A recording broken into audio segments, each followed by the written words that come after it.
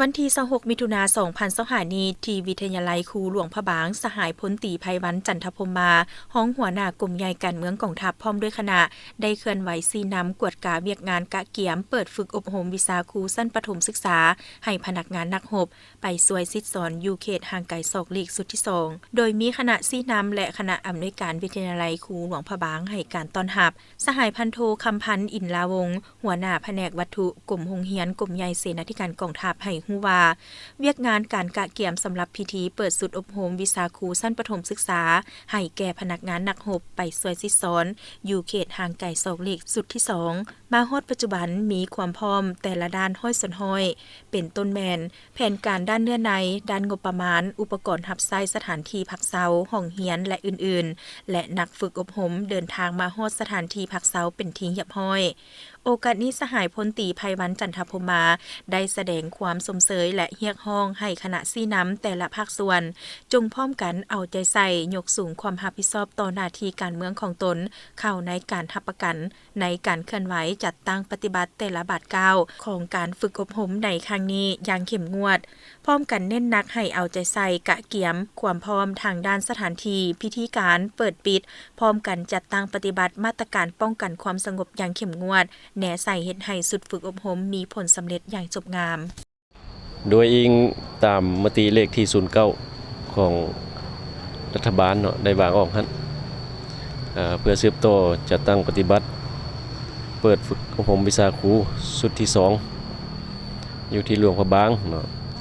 ภายหลังได้รับการมอบหมายหน้าที่จากคันเทิงข้าพเจ้าพร้อมด้วยอนุกรรมการแต่ละด้าน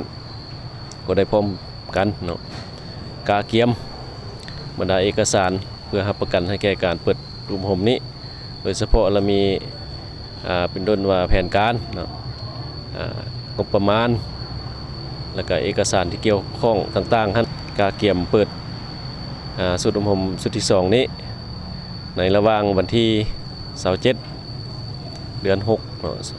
วันที่5เดือน7 2025นี้เนาะแล้วบัดนี้ด้านกำลังพลนักฝึกอบรมหั่นก็ถือว่าจำนวนหนึ่งก็ได้มาฮอดสถานที่พักเสาแล้วเนาะอีกยังจำนวนหนึ่งก็ยังพร้อมเดินทางเนาะฉะนั้นทางด้านอนุกรรมการของเฮาเนาะก็ได้กาเกี่ยมความพร้อมถือว่า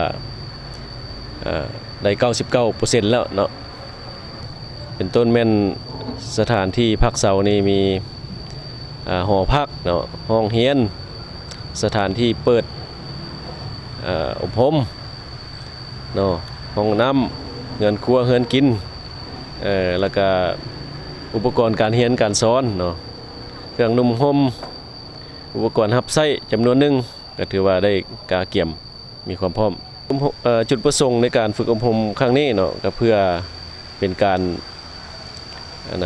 ฝึกอบรมวิชาครูให้พนักงานนักรบโดยเฉพาะเป็นทหารชายแดนเนาะกองบัญชาการทหารเมืองแผนกก่อสร้างหลักฐานการเมืองเนาะแล้วก็มีพนักงานนักรบจำนวนหนึ่งที่อยู่องค์การที่อยู่6แขวงภาคเหนือเนาะที่ว่าได้เอามาโฮมฝึกอยู่ที่วิทยาลัยครูหลวงพระบางในสุดนี้ส่วนมากผลที่ว่าได้เปิดฝึกอบรมในสุดที่1อยู่วิทยาลัยครูสวรรณเขตหั่นเนาะก็ถือว่าได้ดำเนินตามขั้นตอนถือว่าตอนนี้ท่านยังมอบให้ทาง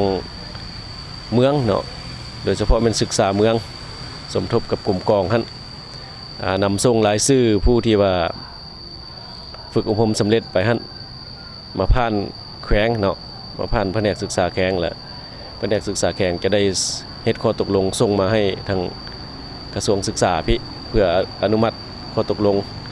เนาะหลังจากนั้นก็จะได้นำมันภาคส่วนนี้เข้าไปซิดสอนอยู่เขตห่างไกลศอกลีกตัวจริงครับเนาะเพื่อว่าจะได้รับนโยบายนะถ้าบ่มีข้อตกลงก็จะบ่ได้รับนโยบาย